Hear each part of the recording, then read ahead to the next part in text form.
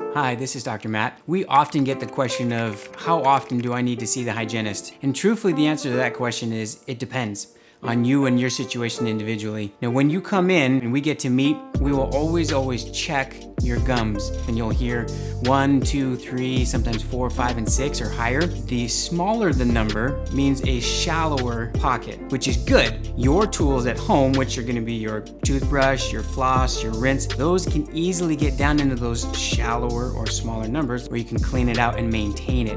And so if the bacteria get to sit down in there and you're not able to clean them out, they're gonna grow and they're gonna cause infection and they're gonna cause inflammation. That's usually when you start to get recession, the teeth start to come loose. And so the more frequently you can come and get those deeper pockets cleaned out, that means the bacteria stay out and we get to keep your teeth for as long as we can. I hope that answers your questions. If you're following us on Instagram, you can click the link in our bio, which will give you an opportunity to get a free video that Dr. Jared and I will produce that customizes kind of the options for you. And if you're on our website, there's also a link there that will put you in contact with us, where we'll also be able to create that free video and get you some customized information to help you make your decision.